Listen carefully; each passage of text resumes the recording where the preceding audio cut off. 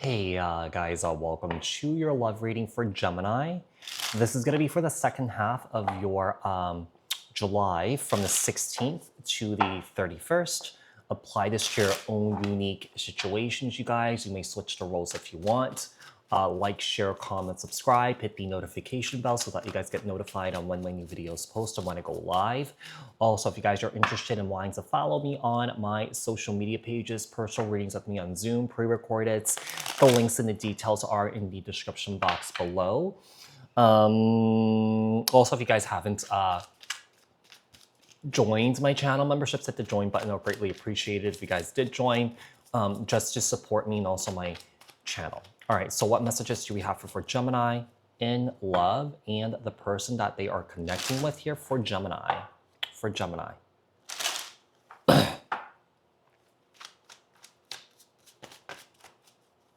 All right, let's see.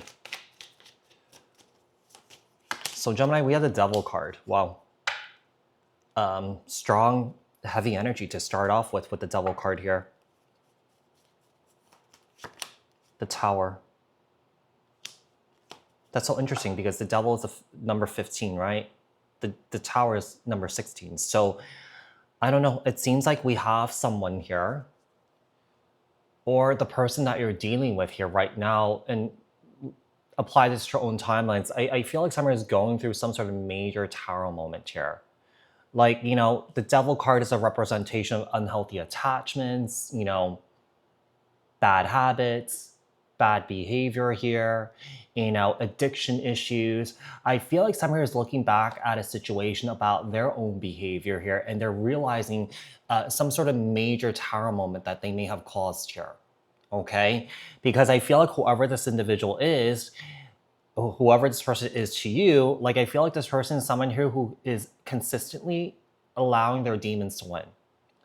Instead of doing the right thing and leaning more towards the light, this person leans more towards the darkness, whether it's drinking, whether it's drugs, whether it's, you know, sex addiction or porn addiction or something like that. You know, this person is, you know, realizing the Tower moment that they caused in a connection here.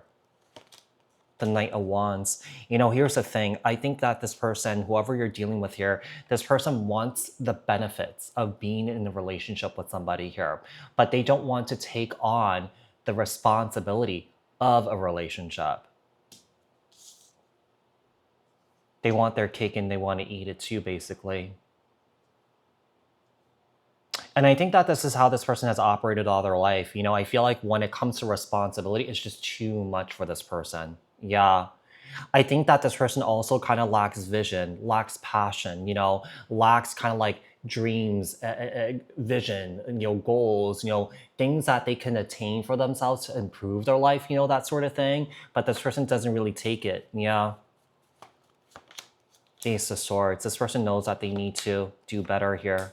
Because I feel like one of the things I'm getting here is I feel like this person's realizing that they're the problem here, and that some here walked away from this individual. You see how this Queen of Cups has their back turned away from this? And by the time that this person's realizing this, I think it's too late. Yeah, I think it's too late.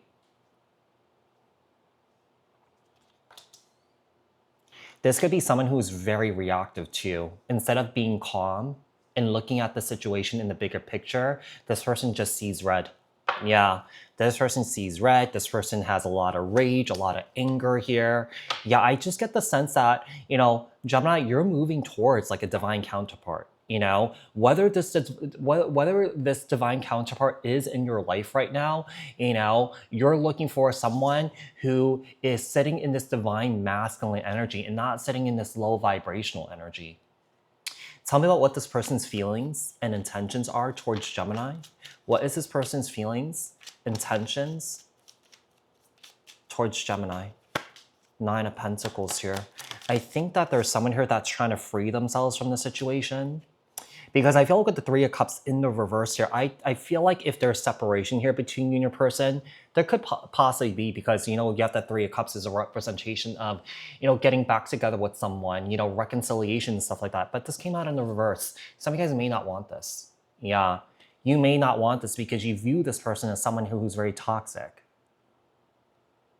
You view this person as someone here who is very egotistical here, you know, kind of like stuck in their ego, that sort of thing, and refusing to kind of like refusing to really just surrender and let that go.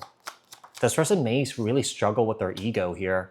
With the Two of Swords here, this person, I feel like this person knows that they need to change. They know that they need to do better.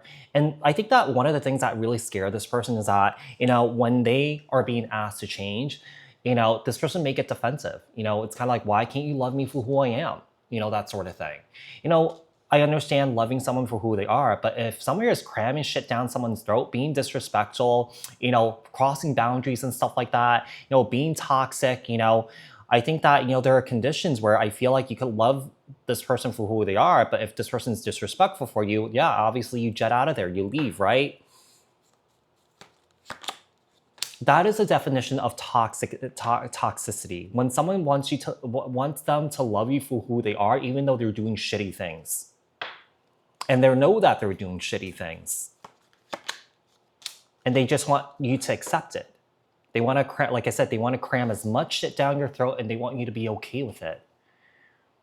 And I feel what's going to happen is I feel like you're going to detach from this. Yeah, you're going to detach, you're going to disengage here. I feel like you may feel differently towards this individual now. Your feelings may have changed. Yeah. What is the outcome? What is the advice here for Gemini? What is the outcome and advice?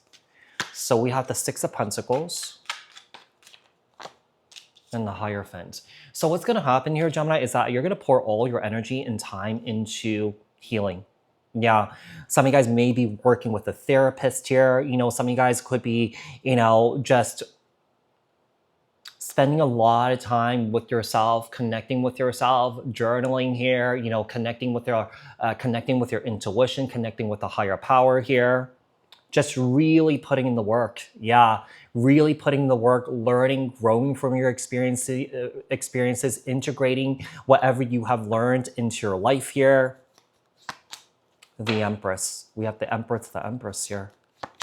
Nice. You know what?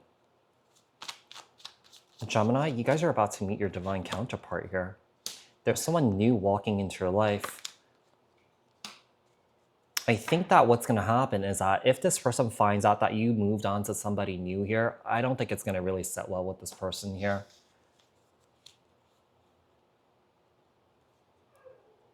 I feel like what's happening is I feel like you may be trying to get away from this person or that you intend to stay away from this person. Okay? I think that right now, what you're manifesting, okay, what you're manifesting right now, it's definitely materializing, but I mean, it's obviously it's not going to happen immediately, right? Maybe you guys need to take some time to kind of like to heal from this, you know, get back to yourself here, you know, before this happens. But, you know, here's the thing, Gemini, I do see new love coming into your life. I see you being really happy. I see you thriving. I see you just, you know, creating the reality that you want for yourself, creating the results that you want in life, you know?